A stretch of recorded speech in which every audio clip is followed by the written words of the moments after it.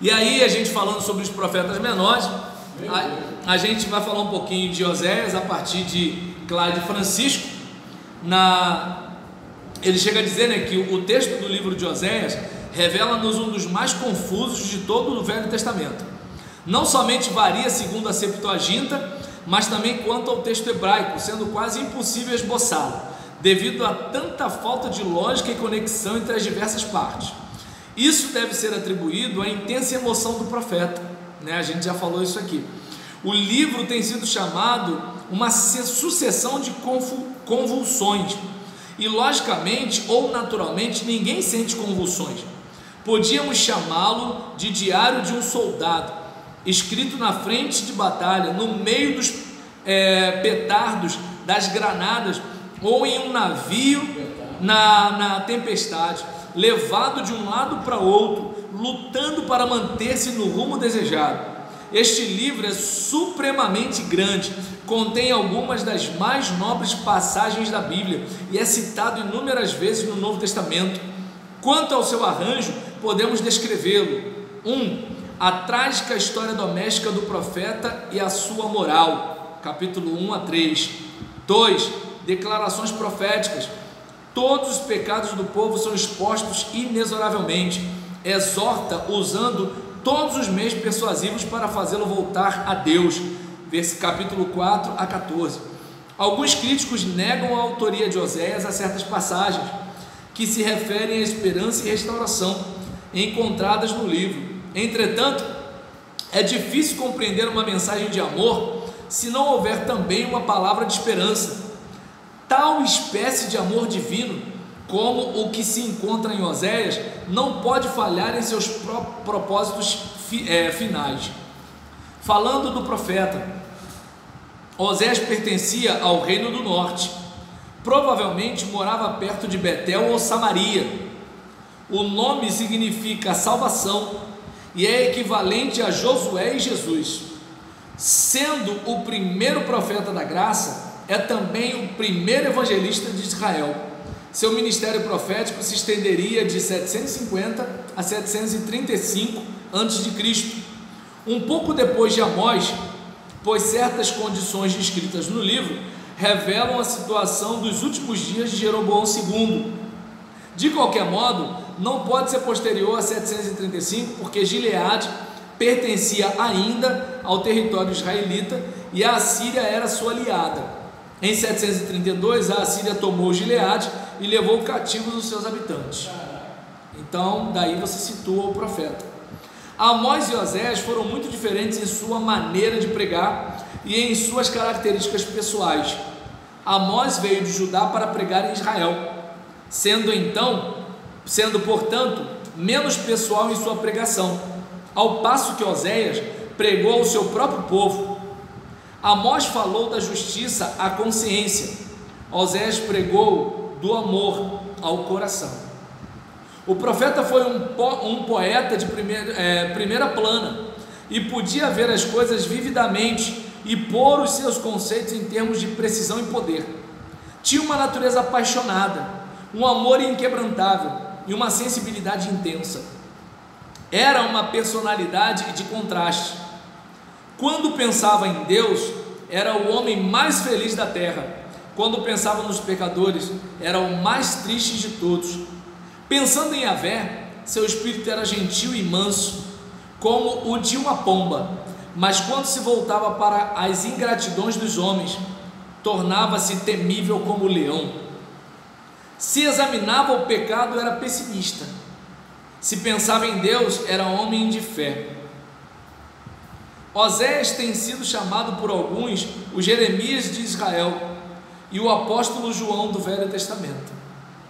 A chave mestra de sua mensagem era: o pecado não é apenas um ato praticado contra a lei de Deus, mas especialmente contra o seu amor. Tanto quanto podemos saber, Oséias jamais conseguiu um convertido à sua doutrina.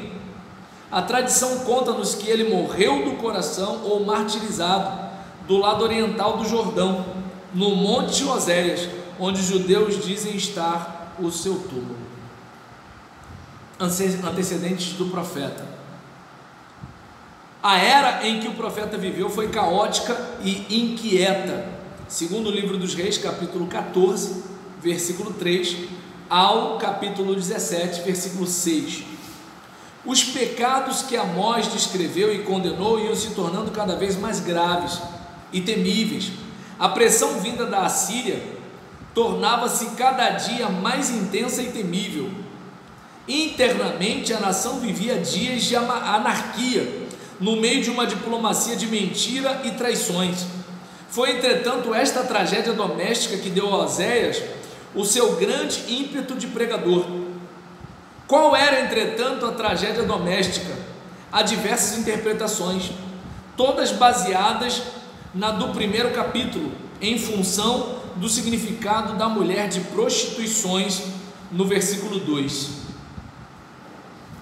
Primeiro, Deus ordenou que o profeta se casasse com uma prostituta. O que se opõe a este ponto de vista, os que se opõem a este ponto de vista, acham difícil que Deus mandasse fazer tal coisa, acrescentando que a palavra hebraica que descreve esta mulher se encontra no singular e, portanto, não concorda com prostituições, do versículo 2 do primeiro capítulo. 2. Tal casamento não se realizou, mas com a alegoria de um tal casamento, o profeta pretende ilustrar a natureza das relações de Israel com Yahvé. Por outro lado, parece impossível que um homem invente tal história que comprometeria a sua vida doméstica real. Imagina, tu vai ficar falando da tua mulher te traindo se ela não traiu? Como é que fica a tua vida em casa? Esta teoria também implica que Oséias teria despertado para o fato de que Deus é amor, e então teria escrito a história para ilustrar o seu pensamento. Mas o verso 2, corretamente traduzido, diria: o princípio daquilo que Yahvé falou a Oséias. Aí, peraí, ele inventou ou Deus falou? Isto leva-nos a ver que o casamento foi a primeira ordem de Yahvé a Oséias. Deus lhe teria falado objetivamente sobre um lar despedaçado, para que então o profeta visse que a situação de Israel em sua relação com Deus era justamente esta. Por outro lado, o estilo da narrativa não é alegórico. Nenhum simbolismo se encontra no nome de Gomer, a mulher escolhida, versículo 3. Como seria o caso se tratasse de simbolismo? 3. A mulher do capítulo 3 não é Gomer.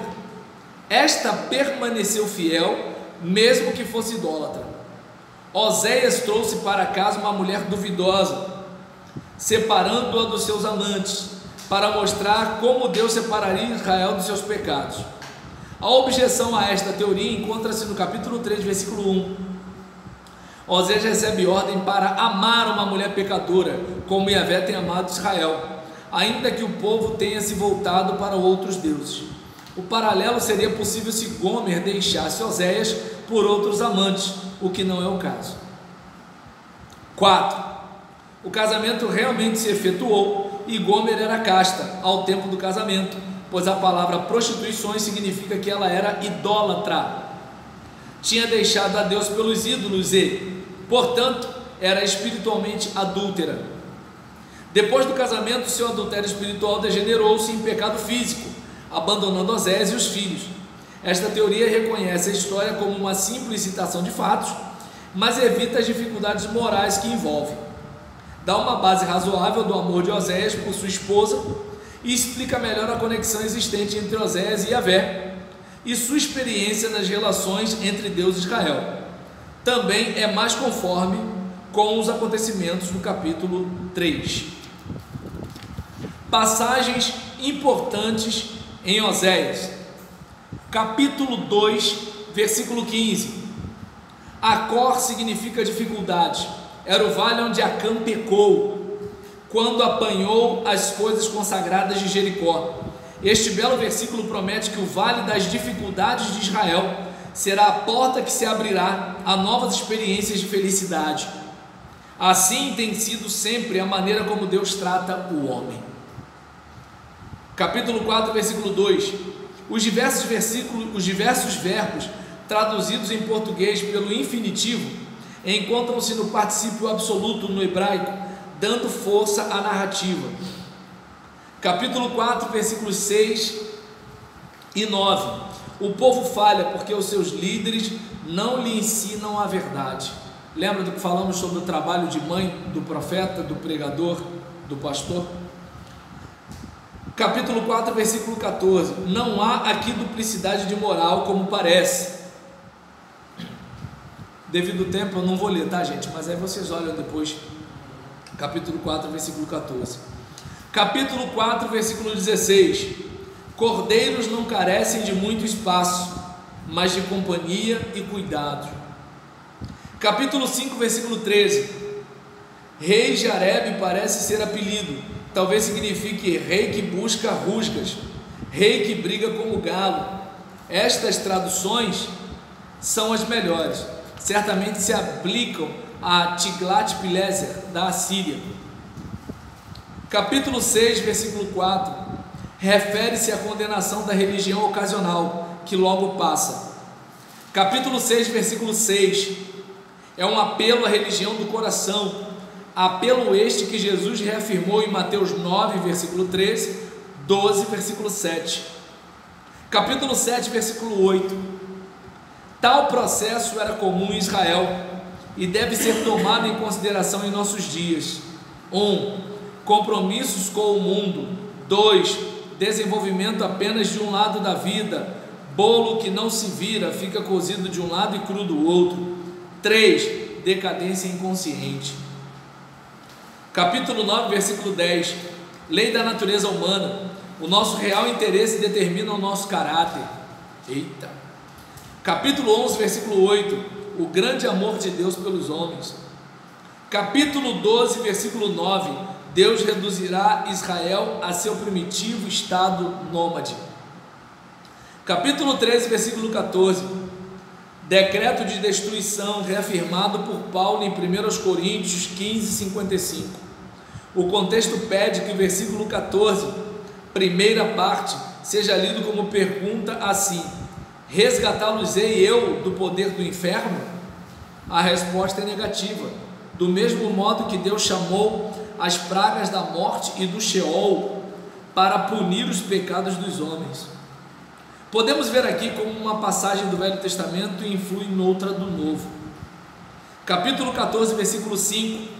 O orvalho é a única fonte de umidade durante a estação seca da Palestina. E o esboço do livro. 1. Infidelidade de Israel, ilustrada pelas amargas experiências do profeta. Capítulos de 1 a 3. 2. Seleções das profecias de Oséias, capítulo 4, versículo 14, capítulo 4 ao 14, perdão. 1. Decadência moral, capítulo 4, versículo 1 ao 7, versículo 7. 2. Decadência política, capítulo 7, versículo 8 ao capítulo 10, versículo 15. 3. Compaixão de Deus Pai, capítulo 11, versículo 1 ao versículo 11. 4. Apelo final em vão, condenação inevitável, capítulo 11, versículo 12 ao capítulo 13, versículo 16. 5. Restauração final, seguida de verdadeiro arrependimento, capítulo 14. Gente, vamos parar por aqui. Falamos de Oséias à luz desses autores e a gente continua no próximo encontro. Perfeito?